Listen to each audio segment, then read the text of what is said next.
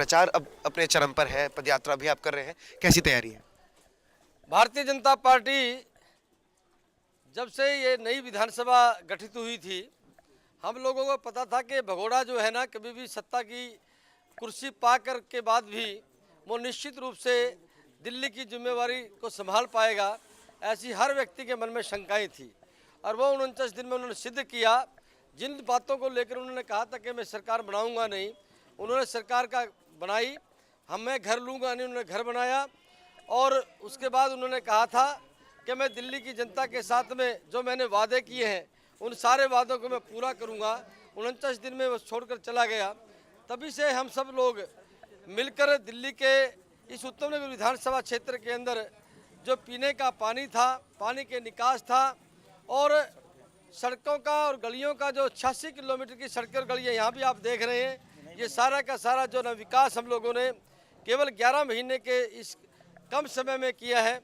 बरात घरों का निर्माण किया, पार्क का निर्माण किया, डिस्पेंसरी का निर्माण किया और जो पेंशन दिल्ली सरकार की 3 साल से बंद थी वो हमने दोबारा से प्रारंभ की। 60 साल से जो मेरे जो दादा दादी हैं उनकी पेंशन बंद थी और उसके बाद हमने उसको पूरा किया। और उसके साथ साथ में ही जहाँ एजुकेशन के 2 स्कूलों के भवनों का निर्माण किया, वहीं पर पीने का पानी का जो यहाँ संकट था उसके लिए नई पाइपलाइन को हमने यहाँ शुरू करवाया। तो हम ये कहते हैं कि 20 साल जिस व्यक्ति ने यहाँ विधानसभा के नाते वो रहे हैं, उन्होंने 11 महीने का काम और 20 साल का काम अगर तुलना करेंगे तो भारतीय जनता पार्टी कहती है कि विकास के नाम के ऊपर, जैसे आदरणीय नरेंद्र मोदी जी ने गुजरात के साथ साथ में 7 महीने के अंदर केंद्र की सरकार के साथ जो आज पूरे देश में अनेक प्रकार की योजनाएं दिखाई देती है और दुनिया भी इस देश की इन 7 महीनों में उनके भारत के साथ में आकर काम करने की जो इच्छा व्यक्त कर रहा है, उसी का ये परिणाम है कि हम कामों के आधार के ऊपर मतदाता के पास में जा रहे हैं और मतदाता आशीर्वाद हमें दे रहे हैं। यही लेकर हम जो है ना लगातार इस प्रकार के कार्यक्रम के अभियान में चले हुए हैं। मगर नारा जो दिया जा रहा है, अब की तिहरी लड़ाई है इस बार। एक पुराने प्रत्याशी हैं जो लंबे समय से रहे, आपने उनसे रिटेन किया, मगर इस बार आम आदमी पार्टी एक नए नारे के साथ आई है, 5 साल केजरीवाल। वो ये भी कह रहे हैं कि अवसरवादी वर्सेस ईमानदार की लड़ाई है। किरण बेदी के नेतृत्व को वो कह रहे हैं कि अवसरवादिता है उनका राजनीति में आना। ऐसे में क्या लगता है कि जिन मुद्दों पर आप जनता के बीच जा रहे हैं, अपनी सीट रिटेन कर पाएंगे? जहाँ तक जिन व्यक्तियों का आपने नाम लिया है, 20 साल उन्होंने क्या काम किया, वो 20 साल अपनी उपलब्धियां बताएं। और जिन टोपी वालों की आप बात कर रहे हैं वो बड़ी ईमानदारी की बात कर रहे हैं, लेकिन जिस ईमानदारी के नाम के ऊपर टिकटों का वितरण हुआ है और यहाँ उत्तम नगर का जो ये विधानसभा का टिकट उन्होंने जो दिया है, आप हर घर में जाकर देखिए कि टिकट किस प्रकार से मिला हुआ है। जो व्यक्ति केवल ईमानदारी की बात करे और भ्रष्टाचार में ऊपर से लेकर नीचे तक लिप्त हो और जो उनके साथ में संस्थापक जितने भी मेंबर थे वो धीरे धीरे करके उनको छोड़ जाएं और शांति भूषण जी जैसे वरिष्ठ जो हमारे एडवोकेट्स हैं वो कहें कि सत्ता का लालची इस सीमा तक जा सकता है कि कहीं पर भी उसकी सीमा समाप्त नहीं हो जाती, ऐसा व्यक्ति के ऊपर दिल्ली के लोग मतदाता को विश्वास नहीं करने वाले हैं। और भारतीय जनता पार्टी ने, केंद्र की सरकार ने 7 महीने में यह सिद्ध कर दिया है कि जनता को ने जो हमें आशीर्वाद दिया है, उस आशीर्वाद को देश के विकास की योजनाओं के साथ में हम आगे बढ़ेंगे। और जो चुनाव हुए हैं, हरियाणा में हुए, महाराष्ट्र में हुए, झारखंड में हुए, जम्मू कश्मीर में हुए, सारा का सारा जो परिणाम है वो भारतीय जनता पार्टी के पक्ष में आया है। और दिल्ली में भी 2/3 बहुमत के आधार पर भारतीय जनता पार्टी सरकार बनाएगी।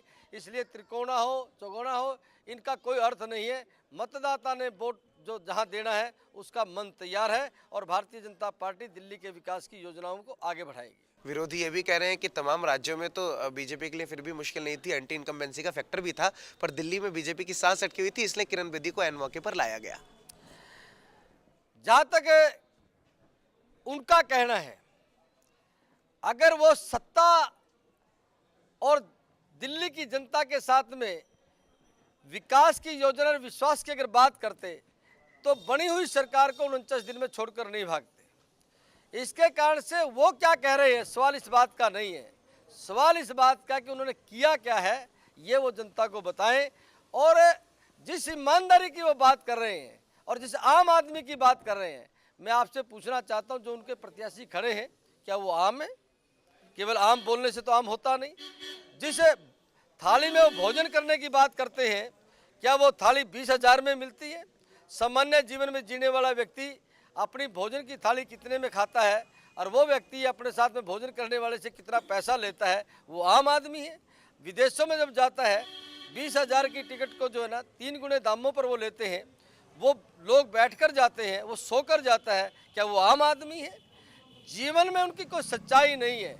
इसके कारण से कांग्रेस को देखा है कि 68 साल की आज़ादी में केवल भ्रष्टाचार और ये जो आज कर रहे हैं ये केवल झूठ का पुलिंदा है। इनके जीवन में कोई सच्चाई नहीं है और देश के सामने जिस प्रकार का आज आदरणीय नरेंद्र मोदी जी ने पूरा का पूरा विकास का जो ढांचा उनके सामने लेकर आए, उस काम में हम लगे हुए हैं। तो ये आप इस सीट पर चुनौती कौन है सबसे बड़ी, अगर चुनौती की बात करें, कांग्रेस या आप? जहाँ तक चुनाव का संबंध है, मुझे लगता है कि एक व्यक्ति को लोगों ने 20 साल तक देखा और एक व्यक्ति को लोगों ने 36 महीने के लिए देखा। जब तक वो मेरी पार्टी में नहीं आए थे, वो जो छोटा सा एक वार्ड है जिसको हम नवादा क्षेत्र कहते हैं, एक ईंट भी लगा नहीं पाया था।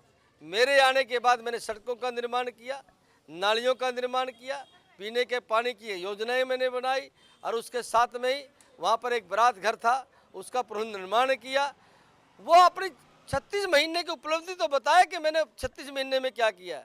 जो व्यक्ति एक वार्ड नहीं संभाल सकता, वो विधानसभा और दिल्ली विधानसभा के सपने देखे तो जनता उस बातों को समझती है। इसके कारण से चुनौती इस बात की है कि मेरे क्षेत्र का विकास कैसे हो, उसकी योजनाएं कार्यान्वित कैसे हो, उस योजना में हम लगे हुए हैं। मुझे पूर्ण विश्वास है कि उत्तम नगर की जनता भारतीय जनता पार्टी को आशीर्वाद देगी और 2/3 बहुमत के आधार पर हम दिल्ली में सरकार बनाएंगे।